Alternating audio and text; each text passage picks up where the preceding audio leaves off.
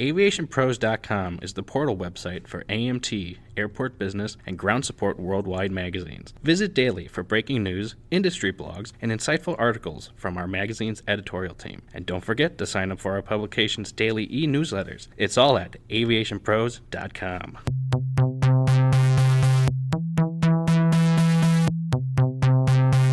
Hello and welcome to the Aviation Pros podcast. I'm Josh Smith, editor of Ground Support Worldwide.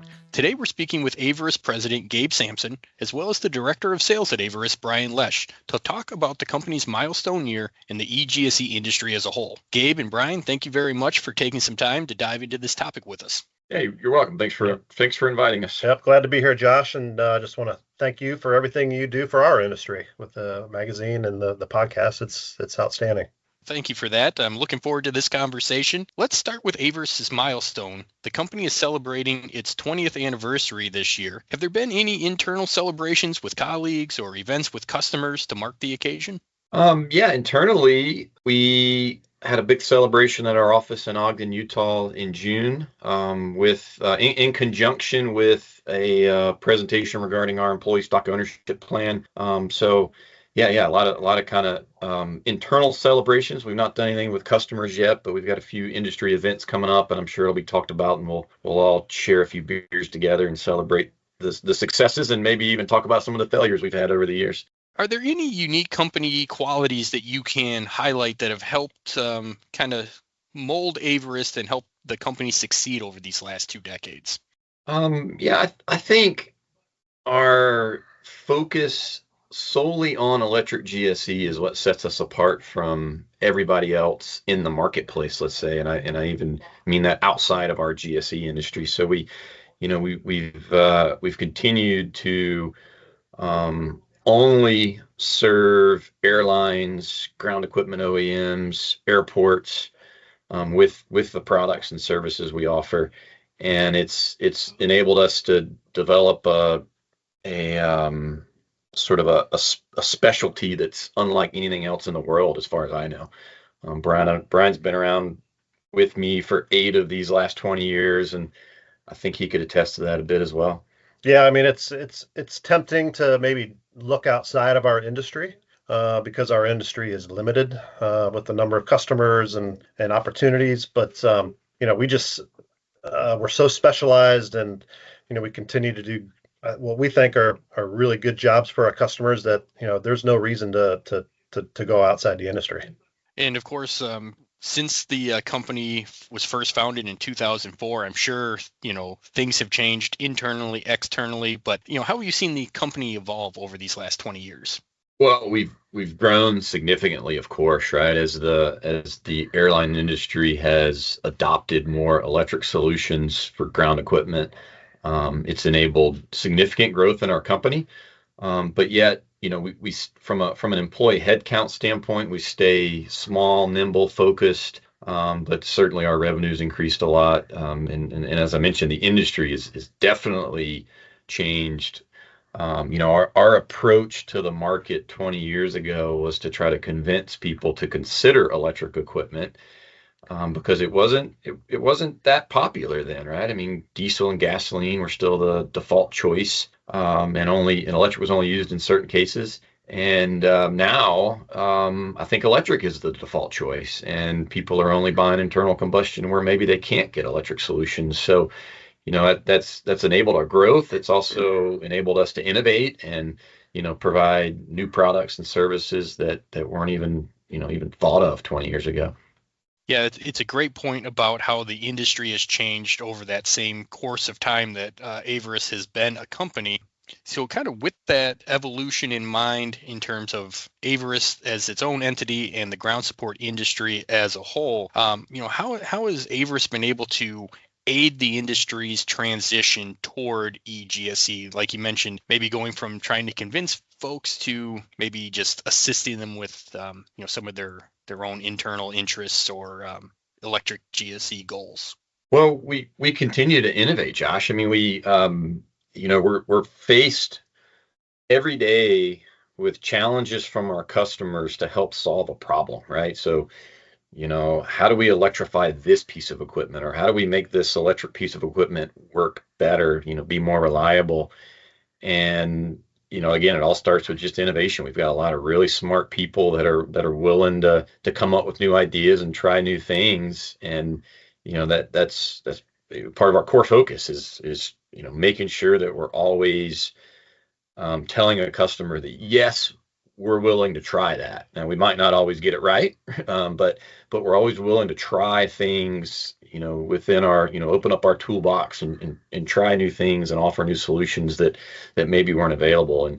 And because of that, we've been able to help a lot of the airlines and a lot of airports electrify ground equipment that, people didn't think were possible, whether that be additions to products that help enable solve the infrastructure challenge, or whether that be introducing a new battery technology like lithium batteries, or introducing a new mobile charging platform, or an onboard charger that can recharge batteries in a different way.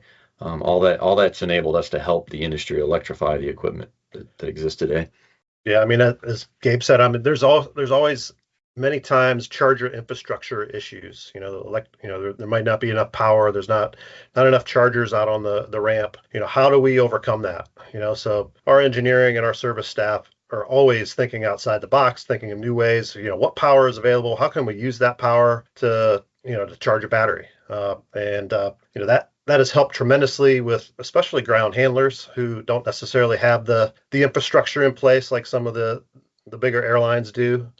It's been very what's the word I'm looking for? We're very innovative. Let's put it that way.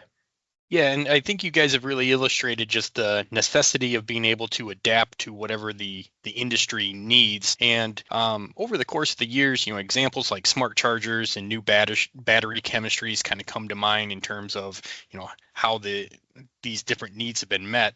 What technologies do you think have advanced the eGSE space the most, particularly in recent years?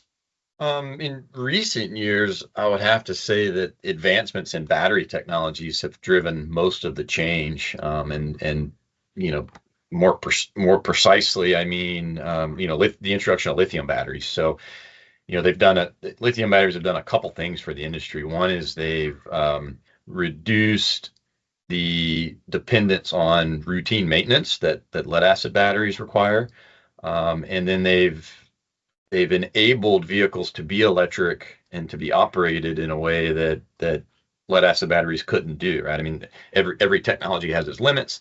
Lead acid batteries continue to be a big product line of ours, and thanks to our partners at East Penn Manufacturing and Deca Batteries for that. But there's certain pieces of equipment that just need a better power solution, and lithium batteries have definitely enabled that.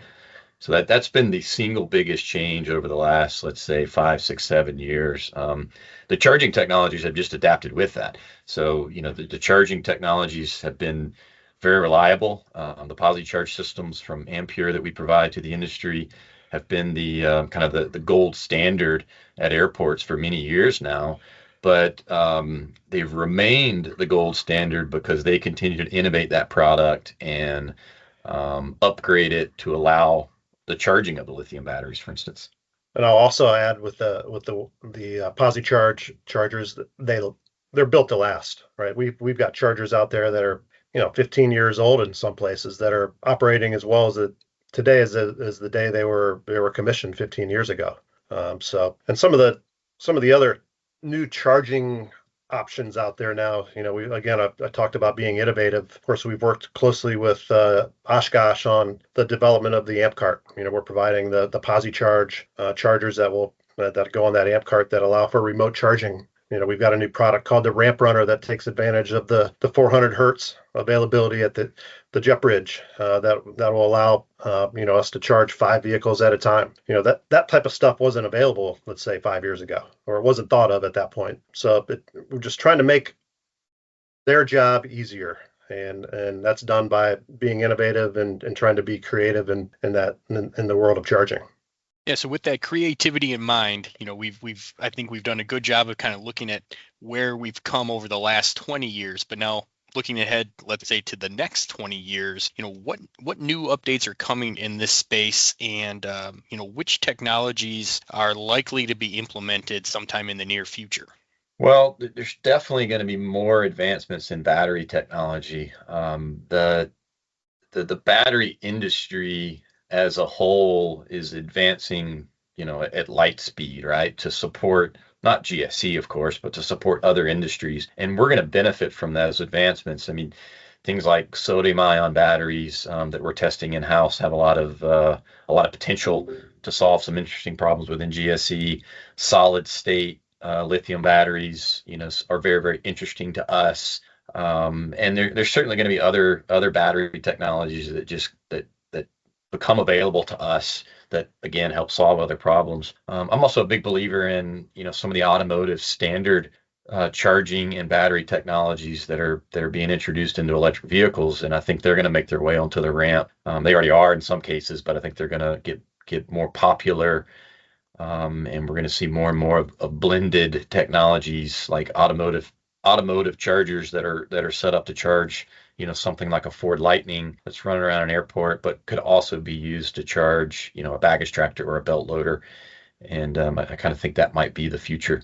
Why don't we shift the conversation a little bit towards the user's point of view? And Gabe, I know you mentioned earlier that in your experience, you've kind of went from convincing people to consider electric equipment to, now assisting customers more with some of their electric GSE goals. But for any ground service provider who hasn't made that leap yet or is interested in adopting and transitioning to more eGSE, what are some of the key first steps to integrating that electric equipment into a fleet?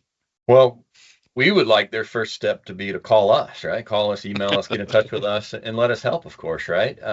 But we're just one piece of the puzzle. I mean, the OEMs, that produce the equipment are very, very knowledgeable these days about electric GSE and its benefits and its challenges, because nothing's perfect, right? But also airports, in particular ground handlers, who don't lease gate space at an airport are always challenged with, how they're going to recharge electric GSE if they decide to purchase it and put it into an operation. And airports today are more willing than ever to have those conversations and more likely than not fund a project to put in common charging infrastructure that can be used by ground handlers or airlines or, anybody else that might be on the airport.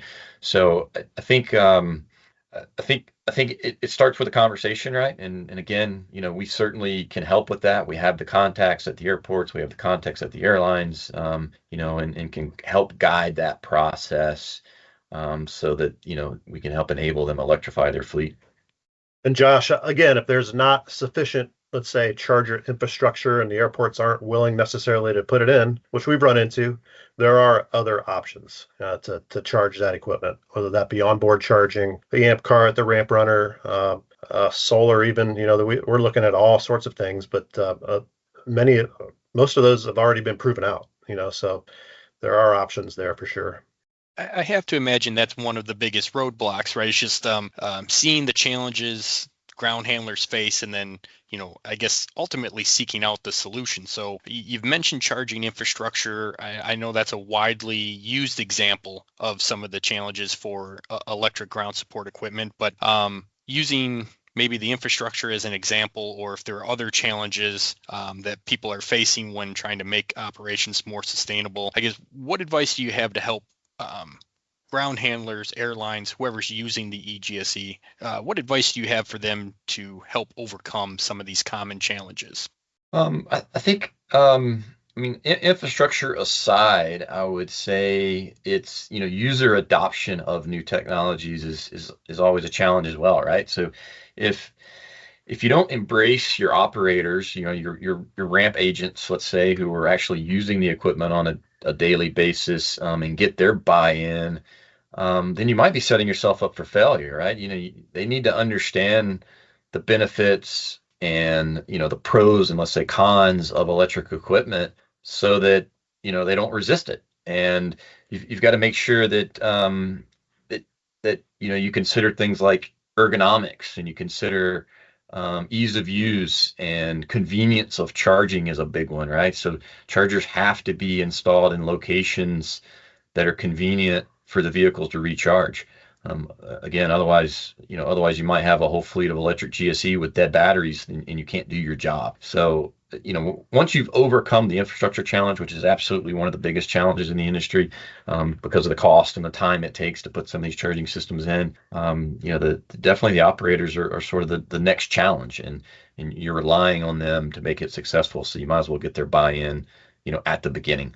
So I guess maybe a good place to wrap up then, sending listeners out or, towards a source for more information. Are there resources available to ground handlers, airlines looking to enhance their sustainability for operations beyond, having the conversation with people already using the equipment, like you mentioned? How can people learn a little bit more about the topic? Well, there's certainly a lot of industry events that everybody should be participating in this industry, right?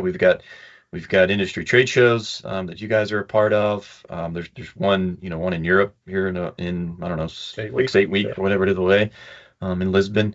There's also industry standards committees. So IATA has a standards committee that everybody is ground handler perspective, and airlines are definitely welcome to participate in. There's the SAE committee, which develops standards for electric equipment. So those are all forums where you can have conversations with multiple people, whether it be OEMs, user groups, airlines, ground handlers, airports. That's, in my opinion, that's the best way to get more information about electric ground equipment and try to pave a path forward with it. I would also mention your magazine is a great resource, of course. Your podcast, everything you guys do, and we are as a company. I mean, we've got a lot of years here, a lot of experienced employees, a lot of people who have done this a long time. We're an open book, and we'll of course be glad to help.